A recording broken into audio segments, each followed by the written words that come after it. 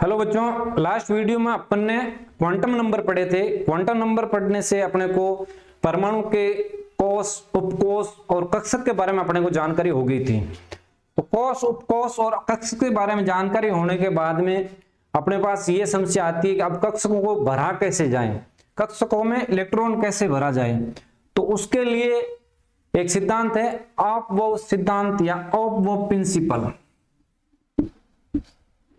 ऑफ-बॉउ सिद्धांत, ऑफ-बॉउ सिद्धांत जो है ये किसी वैज्ञानिक के नाम पे नहीं है, ये जर्मन भाषा से लिया गया शब्द है। जर्मन भाषा में इसका अर्थ होता है निर्माण करना, निर्माण करना या कंस्ट्रक्शन, ये इसका मीनिंग होता है। कई बार सीधा सीधा क्वेश्चन पूछ लेते हैं, निम्न में से कौन सा सिद्धांत वैज्ञानिक के नाम पे नहीं है, तो उसका होगा ऑफ-बॉउ सिद्धांत, ऑफ-बॉउ प्रिंसिपल। तो ऑफ-बॉउ प्रिंसिपल है जो मिला जुला प्रिंसिपल है, इसमें n+l का नियम भी लगता है, पाउली का अपवर्जन नियम लगता है,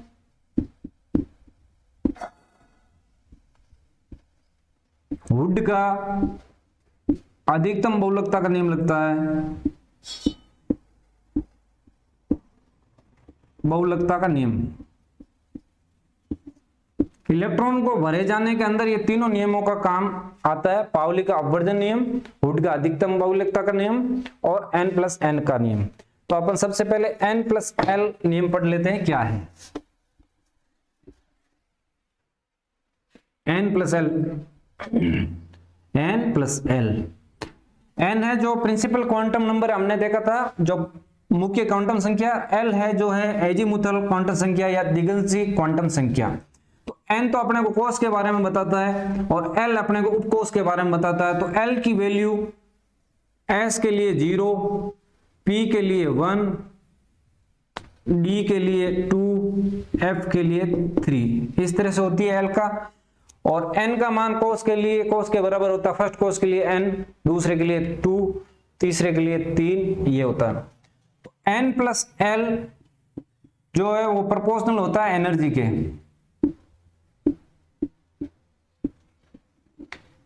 n+l किसी कक्षक का n+l का मान यदि ज्यादा है तो उसकी ऊर्जा ज्यादा है, जिसका n+l का मान कम है तो उसकी ऊर्जा कम है।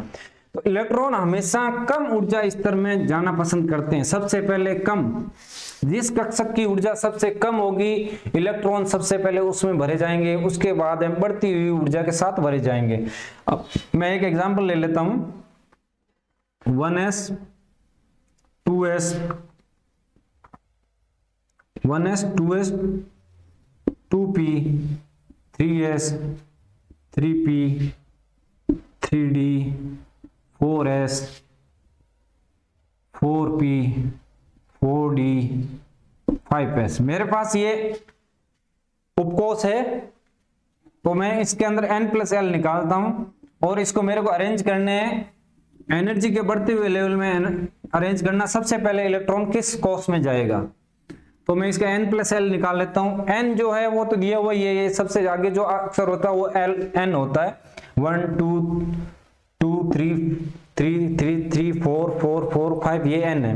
और l का मान s के लिए 0 होता है, p के लिए 1 होता है, d के लिए 2 होता है। तो मैं इसका n+l निकालूंगा, तो 1 + 0 इसका आएगा 1, 2 + 0 इसका आएगा 2, इसका आएगा 2 + 1 3, इसका 3 + 0 3, इसका आएगा 3 + 1 4, इसका 3 +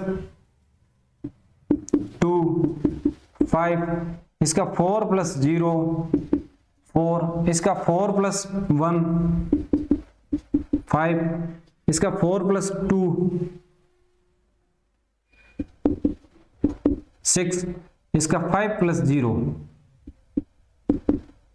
तो अपने पास n+l के मान आ गए। जिसका n+l कम होगा उसका ऊर्जा स्तर सबसे कम होगा, उसमें सबसे पहले इलेक्ट्रॉन जाएगा। तो अपने पास पहले तो 1 है, तो सबसे पहले अपन लिखेंगे 1s को। इसके बाद किसकी ऊर्जा आएगी, 2 वाले की, तो 2s। फिर आएगी 3 अपने पास 2 आ गए। जब दो n प्लस l का मान समान आ जाए तो अपने को n की वैल्यू देखनी है, जिसमें n की वैल्यू कम होगी उसका ऊर्जा स्तर कम होगा और उसमें इलेक्ट्रॉन सबसे पहले जाएगा। तो इनमें दोनों में से n का मान किस में कम है, n का मान इसमें कम है, तो इसके बाद में आएगा 2p। फिर आएगा 3s, फिर 2 आ गए अपने पास। तो n प्लस l में n का मान कम किस में है, 3 में, 3p में कम है तो आएगा 3p, 2p 3s, फिर आएगा 3p। ठीक है, फिर आएगा 4s, फिर आएगा 5 नंबर में ये 3 + 2 है, ये 4 + 1 है, तो अपने पास आएगा 3d, फिर आएगा 4p,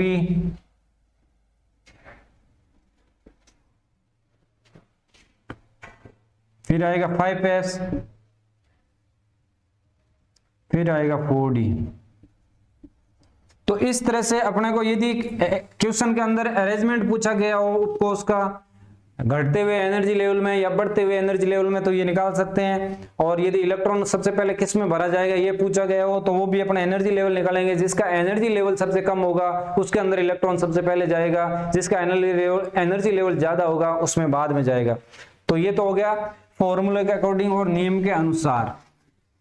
अब यदि अपने को डायरेक्ट निकालना हो तो वो निकाल सकते हैं। उसके लिए अपने को एक चित्र बनाना पड़ता है या उसको एक सीरीज के अंदर रखना पड़ता है। तो सबसे पहले अपन लिखेंगे 1s, ठीक है, उसके बाद में लिखेंगे 2s, फिर 2p, फिर रखेंगे 3s, 3p, 3d, फिर रखेंगे 4s, 4p, 4d, फिर रखेंगे 5s, 5p, 5d, 6s, 6p, 6d,